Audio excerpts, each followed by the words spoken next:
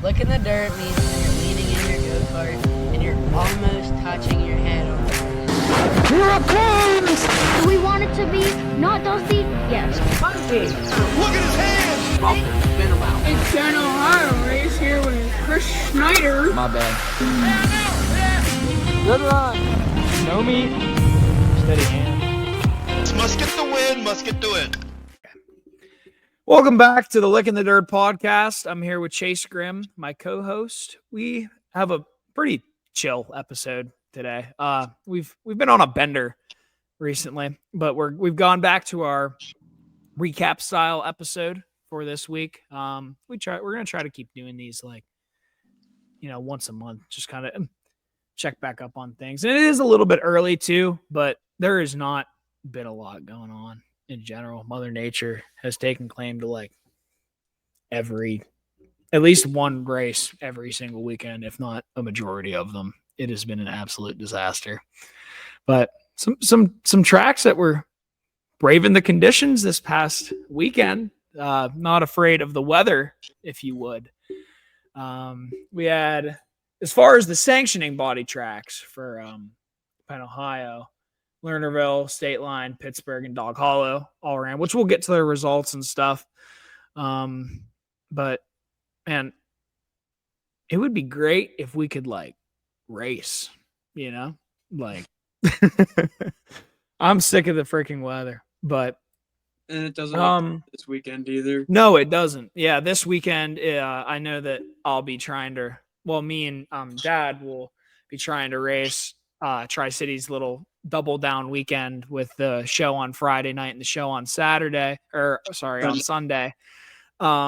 Hopefully it's it works out because, man, we both want to get some races in. Dad, I actually didn't think Dad was going to be able to run this weekend, but he got some stuff turned around with some sponsorship help. We have great sponsors. He'll be back out this weekend, so drop me on the waiver wire if you were looking to add. But yeah, hopefully it's just we need to get in a flow. We need some consistency. I mean, it feels like the two races we've done so far. It's going to feel like this again. It just feels like I'm starting out for the first time this year again. It's almost June. It's been an eventful start to the year. I think I was at more races in the month of March than I might have been in the month of May. Which typically that's not supposed to happen. So but yeah, we got some results from the 4 tracks. We're going to talk about Penn, Ohio standings. Again, with the Penn, Ohio standings, not much has changed, honestly, since the last time we had covered them. But, there's definitely some risers and fallers with guys getting more races in and stuff. I don't know. When we covered them the first time, did I have one race in? Because I can't remember. Maybe. No. I can't remember. I don't think so. I don't know either. Maybe one, but I don't think so. But I don't know.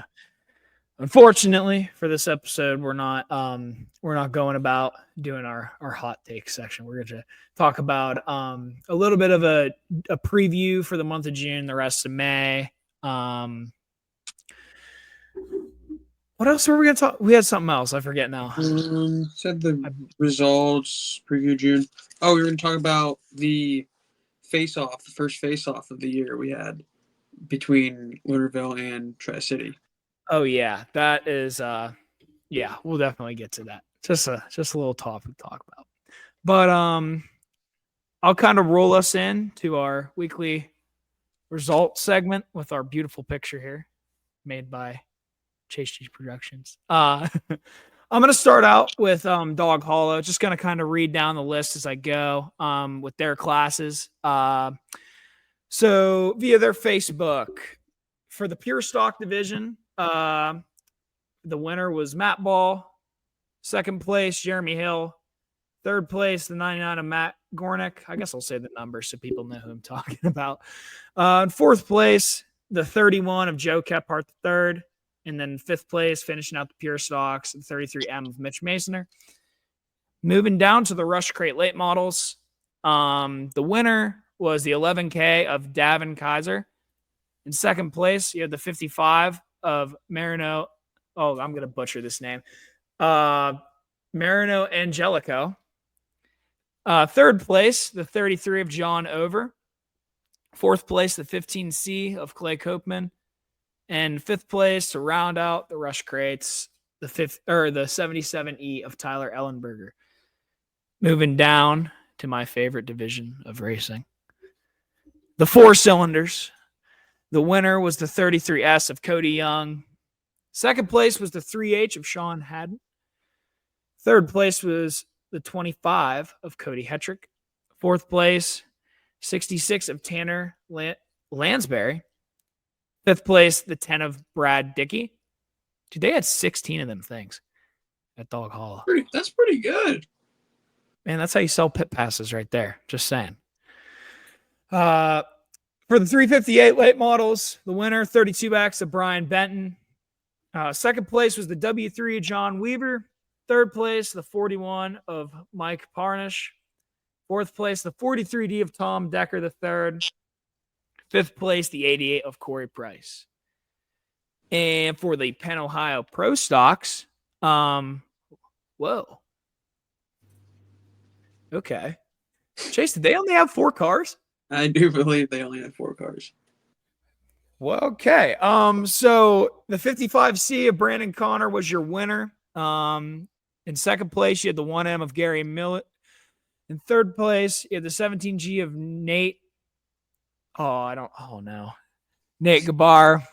In 4th place, you had the 24C of Dennis Curry Jr. I'm so sorry if I'm saying these names wrong, but that was Dog Hollows. Chase, go ahead with whatever track you got next. I'll just start off with Lernerville. Lernerville ran on Friday night. They braved the storm. I don't know if they got any rain or not. I know they were prepared if they got some rain, and yeah, the car count definitely reflected that. They didn't have as many cars as they wanted to, but the sprint car feature results were Brendan Spihaler was your winner. Dan Kurger in 2nd. AJ Flick was 3rd. Ricky Peterson in the 98 was 4th. And Carl Bowser rounded out the top 5. Moving on to the mods. It was the BRP Modified Tour. So they had a ton of modifieds there. Hang on, I can check how many. I think 30-some, 32 maybe, 33, somewhere in there. Matt Williamson, the Super Dirt Car Series driver, was your winner. Eric Rudolph, 2nd. Garrett Crummert was 3rd. Jeremiah Shingledecker was 4th. And Dalton Slack was 5th. Then moving on to the Penn Ohio Pro Stocks. The big winner and surprise winner of the night, I'd say, was Tyler Schneider. That's something we're definitely going to touch on here a little bit. Cody Catalis ended up 2nd. Corey McPherson was 3rd. Jacob Dietz up to 4th. And Brett Huter rounded out the top 5 there. Chris Schneider outside the top 5 in 6th. Then they also instead of super lates, they had the rush lates on Friday night. And Daryl Charlier ended up with the win. Christian Snyder ended up 2nd. Jake Gunn in 3rd. Logan Lockhart in 4th. And Zach Gunn in 5th. And that's the results from Lernerville. And before I move on to Stateline's results, we had a very a pretty big milestone for the show here just a couple of days ago. We hit the 50 subscriber mark on YouTube, and me and Chase are pretty stoked about that. That's pretty awesome. We didn't think we'd even get probably more than 20, but thank you for watching the show and supporting us. We try our best, and we're pretty lucky to even have some regular viewers and stuff like that. So we appreciate all the support, and we're just trying to make this thing work. But I'll move on to Stateline's result now. I know that's where Dad went, and they got some rain early in the night. They braved the weather though, and they did get the show in. Start with the super late models. Oh, wow, there's a lot on here. Okay. So for the super late models, the A main in first place was the 0S of Ryan Scott. In second place, you had the 03 of Doug Eck. Third place, you had the 7J of Kyle Bettel. In fourth place, you had the 19 of Bob Dorman. And in fifth place, you had the 1 of Wendell Pickney. Probably messed that one up too. Move down here to the Rush late models. So you had in first place, winner was the 87K of Randy Hall. In second place, you had the 29J of Jason Genko. Third place, you had the 4S of Jake Wilbur. Fourth place, you had the 5G of Scott Gerdick. And fifth place, you had the 17X of Andy Michael. Now to the open modifieds. For your winner of the A main event, the 05, or I don't know. There's no way to tell if this is 05 or 05, so I apologize if I'm getting numbers wrong and stuff. But in first place, it was the 05 of Greg Johnson. Second place was the 2J of Troy Johnson. Third place, the 71L of Dennis Lunger Jr. Fourth place was the 16 of Jason Brightman. And in fifth place was the 3 of Wyatt Scott. Now we have the Rush Pro Modifieds. Your winner of the feature event was the 78 of Nick Arnold out of Bradford, PA. Second place, you had the 1W of Josh Wilcox. Third place, you had the 66 of Ian DeGolier. Fourth place, you had the 61 of Cody Rickard. Fifth place, the 27E of Leonard Enos. Now for the pro stocks.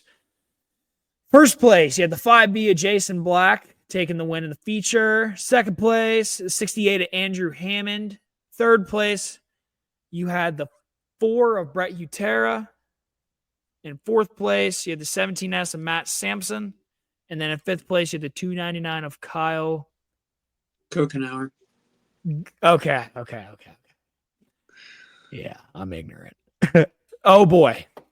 Okay, we got the Rush stock cars. So for the feature, your winner in the Rush stock cars was the 17X of Caden Michael. In second place, you had the 854 of Cameron Kramer. In third place, you had the 15.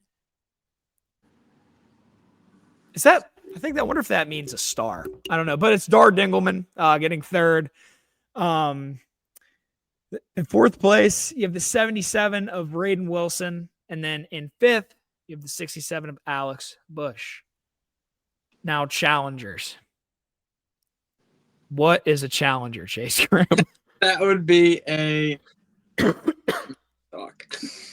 Okay. So, oh boy. Oh my, dude, they had 18. That's the Erie's. That's not including the ones that did not start the A main. Exactly. 4-cylinder B mains. At first place, we had the 42H of Dennis Harrison. This is not the 4-cylinder B main. This is the A main, by the way.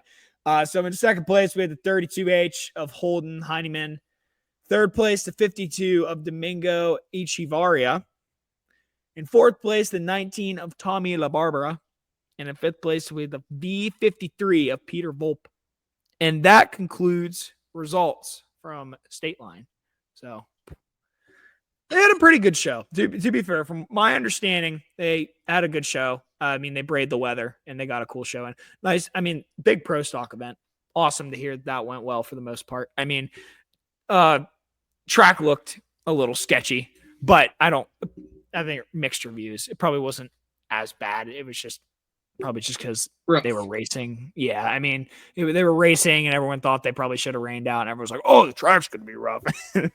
But I don't think it was that bad. But move on. What do you have left? You have Pittsburgh. Oh, Pittsburgh. Rush Late Models at Pittsburgh. We'll kick it off with winning the Rush Late Models at Pittsburgh was, oh boy, I'm going to butcher some names here, I feel like. Brody Oraverts. Second place was Zach Gunn. Third place was Jake Gunn. Fourth place is Chris Schneider. And rounding out the top 5 was Cassidy Kamaker. Moving on to the Penn Ohio Pro Stocks. Getting the win was AJ Poljak. In second place was Christian Snyder. Third was Cody Catellis. In fourth was Daryl Charlier. And in fifth was Jackson Humanic. Moving on to the hobby stocks. Getting the win was Garrett O. Patchen. In second was Leroy Brown. Third was Tom Anton. Fourth was Tony White. And rounding out the top 5 was Cole Cochran. Then we move on to the open 4 cylinders, which is the mini stocks, where Tom Hollister got the win. Cameron Hollister got second. John Gill in third. Curtis Mahoney in fourth. And Ray Seibert in fifth. Then, there was also apparently Young Guns and Vintage Modifieds, but there's no results on here for them. So sorry to the Young Guns and the Vintage Modifieds. You don't get any shout-outs today. If you're involved in that circumstance, we apologize. Nothing We're I doing the extent of what we can.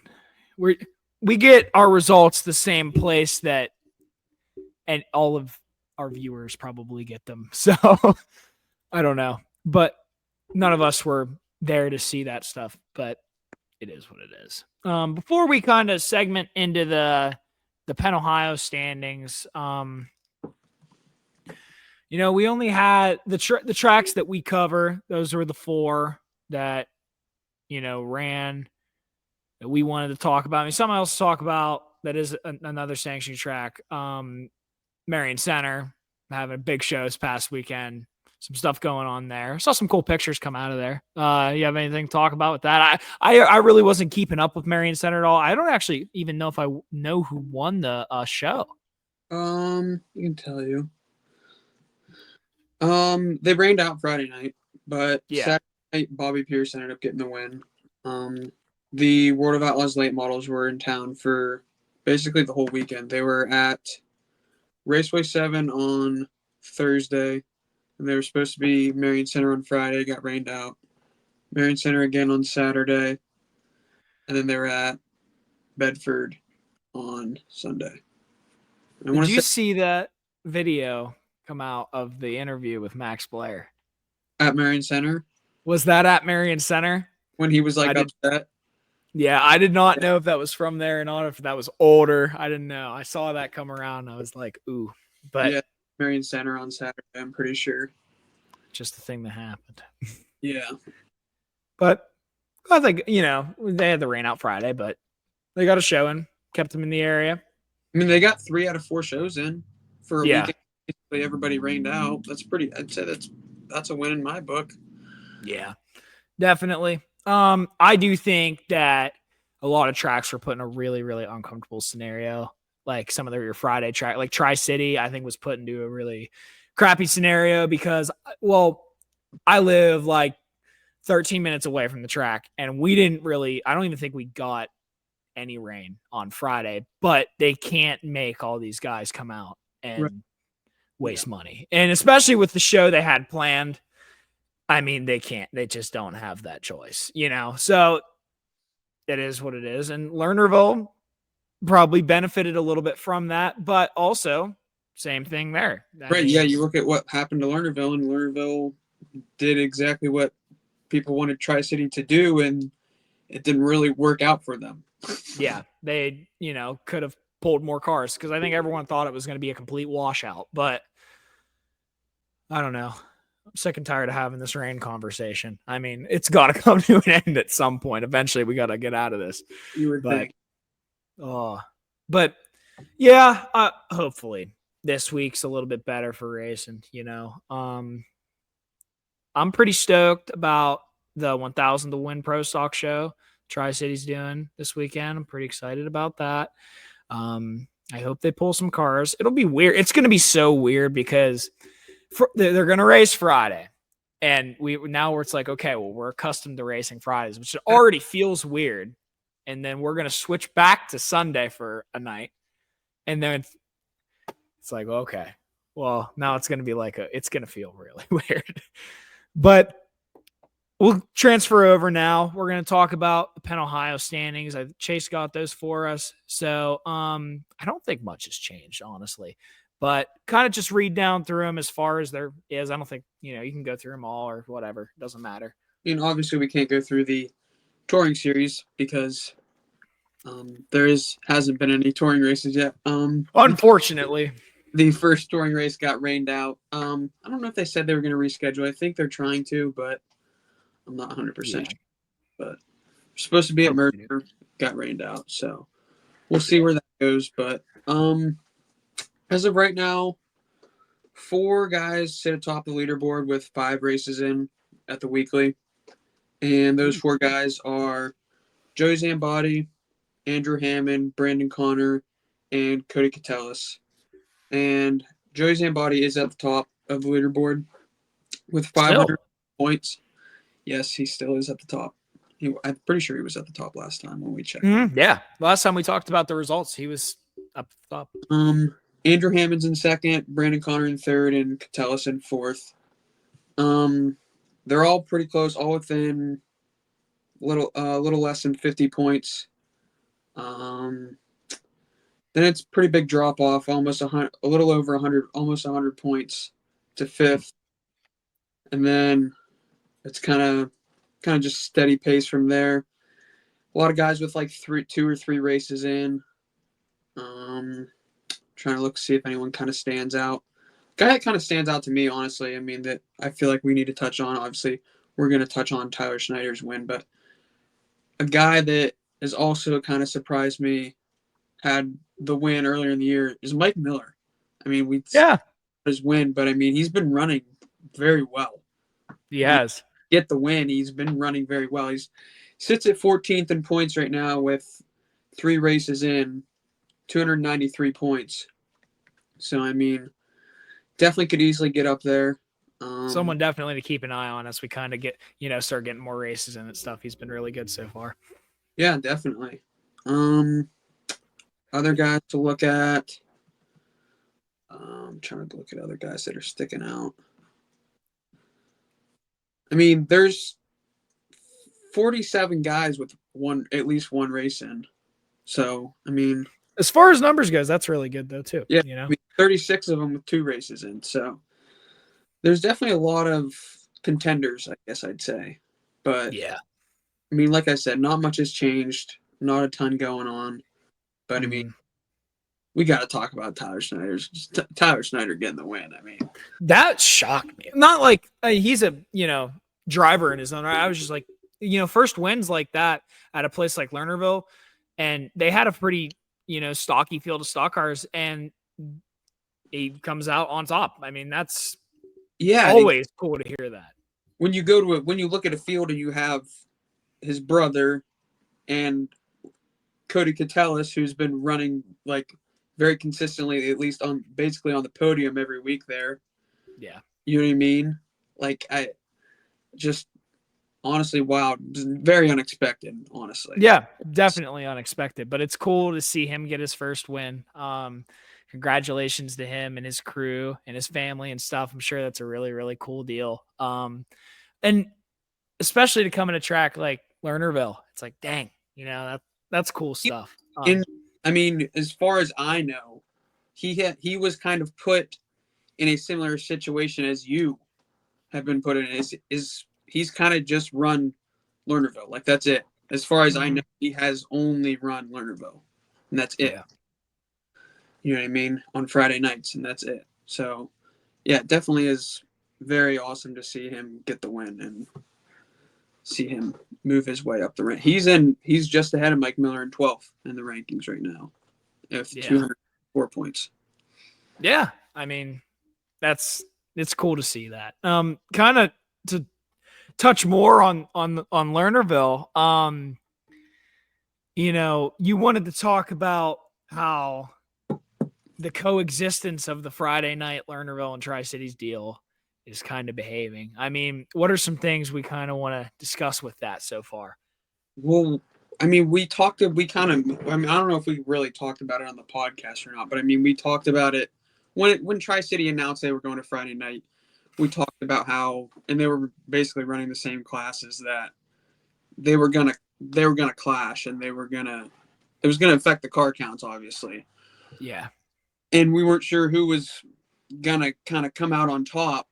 And what was it, May the 9th? Was it the May, yeah. the 9th, that they went head to head, that both of them raced on the same night. And it was the night that Lernerville actually had a lot more money on the line in every class. And actually, the car counts were very, very similar. I actually have the car counts in front of me. I wrote them down because I figured we were going to talk about it. Oh, read them off. I'm actually really curious. So it was actually, I'm pretty sure, I mean, I could be a little bit off, but I'm pretty sure it was 5,000 to win for the sprints at Lernerville. And Lernerville had 17 410s, and Tri-City had 19. For the modifieds, Tri-City had 14, and Lernerville had 23. For the late models, and it was a big late model race at Lernerville, Lernerville had 19, and Tri-City had 16. And for the stock cars, Tri-City had 12, and Lernerville had 23. And then, obviously, Tri-City had 18 rush sprints and 7 rush stock. That's really, really interesting. I know that when we were there at Tri-City, you definitely felt a little bit of the void of, because the stock cars being at Lernerville, but they were also racing for an elevated purse as well. Wasn't it 1,000 to win that night, I think, for pro stocks? Yeah, it was either 1,000 or 1,100, I want to say. Yeah. I mean, and that's going to pull guys. I mean, but you still have a healthy 12, though. I feel like it pulled some guys, even like if you look at the sprint cars, I feel like that might have pulled some guys even more towards Tri-City even. Some of the guys didn't want the competition. They thought more guys were going to go to Lernerville, so they went to Tri-City, Which is really, really interesting. Which I wish we could have seen this past weekend, because Tri-City had a 4,000 to win sprint car show planned. It would have been really interesting to see how it would have flipped the other way. Maybe instead it would have been the same thing. Maybe you would have seen a very even car count for sprint cars, and it would have been the same thing. You just have your guys that are going to, zig. Some guys are going to zag. It just depends. It's like, but that's really interesting to see so far. It's not what a lot of people thought was going to happen. Not what I was expecting at all. Like, I was on my way to Lernerville, and I wrote down what I was expecting Tri-City to get, and I wrote down, like, I think I did, like, 12 sprint cars. Like, I think I was probably pretty close on the modifieds, and then probably, like, 12 late models and, like, 8 stock cars. So, like I mean, obviously I figured they were going to get quite a few rush sprints, but yeah. I mean, rush sprints might be the top class at Tri-City. We might have to talk about that. They're pulling a lot, man. They might start have to have a B main every week. Yeah. I mean, I think they're basically, I think you could put them almost on par with, okay, this is not an offensive comment, but you can put them on par with mini stocks the way that they sell pit passes, because they're an affordable division and they're going to bring cars, and that's good. I think that's a good thing. So it's really interesting. They have a lot of freaking young kids in that division, man. I know. It's insane. It's kind of scary. It's kind of intimidating. It's like, ooh, these guys are coming. You know what I'm saying? But we'll have to see, because do they have for this weekend? I know that Sunday they have the BRP mods. They have the Pro Stock 1000, the win show. But like, do they have any other bigger money events that they're doing this week? I haven't really even seen. I want to say they had something different. Maybe like rush mods or something. That's exactly what it is. They have rush modifieds this weekend, I think. I know they were supposed to have rush mods last Friday. Yeah, let me double check. I think Or 'cause maybe I Lates, or maybe Rush Lates. Something we have they the have power of the internet. on Sunday. I'm gonna utilize the God-given tool of the power of the internet because I don't want Web. to say. So yeah. So blah, blah, blah, blah. So they have six-pack racing Friday night, and then Rush Mods on Sunday. Man, Sunday is just going to be completely different night. It's going to be wow. So they got the BRP mods, Rush late models, Pro Stocks, and the Rush mods. So they got some visitors.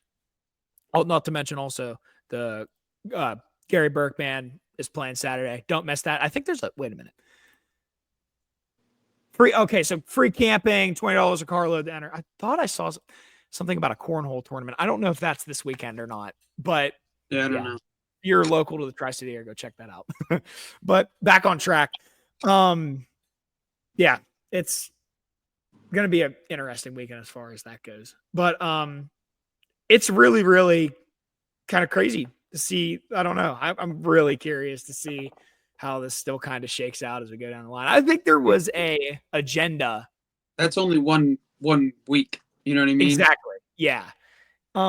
It's very early on to tell, but I think there was an agenda prior to all this started to happen that Lernerville was just going to crush Tri-City car count wise. So we're going to have to see. I mean, I don't know. I mean, I think we've only had 1 week to really put on a chalkboard and look at, but we'll have to see, maybe we'll see something else if they can race this Friday and see what happens, I guess. But we have two more kind of subtopics we're going to talk about. Chase has got some stuff he wants to bring up. So I know you had like one of two things, so I don't know. What do you got for us to kind of talk about?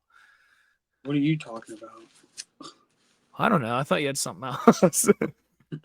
One of two more things. I thought we were just talking about the rest of the month and then June. What else were we doing? Oh yeah, that's what I mean. Yeah. Okay. I just thought we were going to talk about like upcoming events and stuff.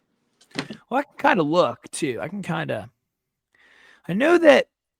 Well, as far as Penn, Ohio, when is the next touring race? Ed Laboon. Ed Laboon. Mm-hmm. The Ed Laboon.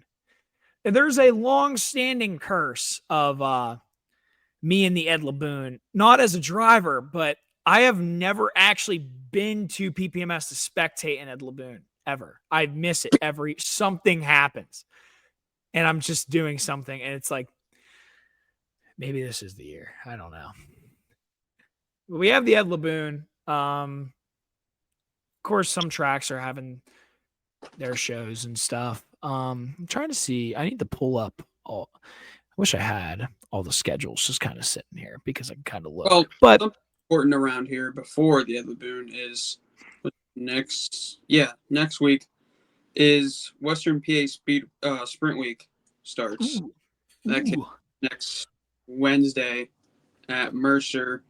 And they go 5 days straight. They go Wednesday at Mercer, then Thursday at Pittsburgh, Friday at Lernerville, Saturday at Sharon, and then they finish off Sunday at Tri-City. Oh, boom. Hoping they get more than 3 shows in, because I'm pretty sure they've been doing this consistently for the last couple of years, 3 or 4 maybe. And usually they only get 2 or 3 shows in because of the rain. But I hope they get all of them, and that'd be cool. I like hearing about the sprint week and stuff like that. That whole deal is really cool. I mean, who do you see kind of, if you had to pick some guys out, who do you think are your guys you gotta watch? It's hard not to pick a guy like AJ Flick or Brandon Spithaller, you know what I mean?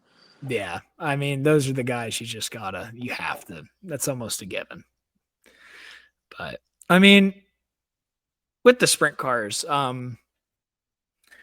seeing them like, so they're going to end at Tri-City on Sunday.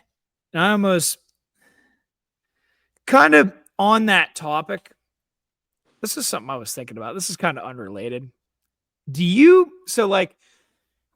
think of a track, I think it's really easy to classify a track as a sprint car track or a late model track. I would Like, agree. there's a difference. Would you consider Tri-City a sprint car or a late model track?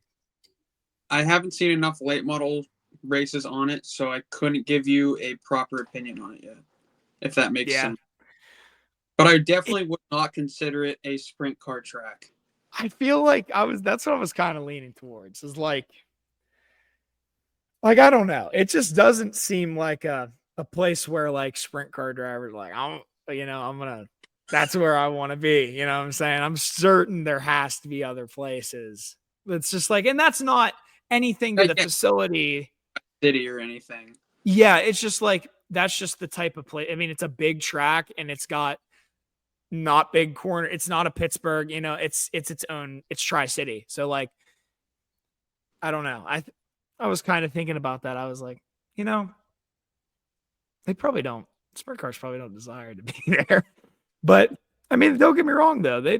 I'm sure that they can pull sprint cars. Like that's why kind of back to the show that had rained out. Like I would have loved to see the car count they would have got. The speed week that.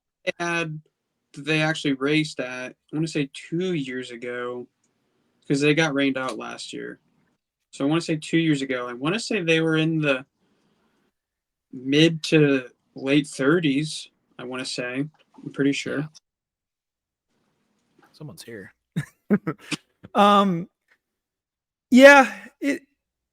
We just need to get some races in, man. Like, yeah, exactly. It feels so like, I don't know. It feels like there's this looming shadow, like trying to do the podcast. It's like the rain. It's gonna rain again. Maybe it's our fault. Maybe because we keep talking about the rain. Maybe it's our fault. Like we might be the one causing this. I don't know. But one thing I am excited for is Sunday at Tri-City. I know that there's going to be those 4 divisions there. It's going to be nice not getting out at 1 a.m. That's going to be nice. Next day being Memorial Day, of course. Are they starting early Sunday? I think they start at 6:30 Sunday, so like 30 minutes earlier. But I mean, I don't know. I feel like at that point, just start at 7. Like, I don't know. I feel like they're going to give some of these guys hot laps too. So like, I don't know, which that makes me kind of want to look back. I don't know. Did they not have hot laps? They haven't been. They ran them on the opening night, and then they haven't been doing hot laps. Well, they didn't do hot laps the second night, but I think when they kind of start bringing these different divisions in and stuff, they're probably going to, like you got BRP and you have the Rush guys, you're probably going to want to give them hot laps, but they'll probably designate hot laps for those specific drivers, though. Yeah. I mean, I don't think a lot of guys are running hot laps out there anyways, but I don't know. We'll have to see. I know Slider Race Cars is hoping for a good weekend, clean weekend, keep our noses clean. That's all, honestly, well, we're both trying to do. Dad. Yeah. I should have downloaded that picture and put it in the show. Bicycling. There was a picture that got shared around of the 7W on 2 wheels at Stateline. That I don't think it's supposed to happen like that, but that's okay. Oh, the 7W on 2 wheels at Stateline. Yeah, I mean, I don't know. And people saw that and they just thought, "Oh my god, the track's terrible." I don't think it was. Pretty sure it was AI generated, but yeah. But he in the feature suffered a broken axle. It's a shame, but it's got it repaired. No internal or severe internal damage to the rear end or anything. So that's why he'll be able to race this weekend, barring the weather or anything. So, we have some good sponsors, kept him in the mix. But he was having a pretty decent night. Dad was, he started 12th and he got up to 7th. And that's when the axle broke very early on in the race. He said he was very fast though. And I mean, it was a 50 lapper, so would have been cool to see what kind of happened. But 50 laps, that's got to be a long race.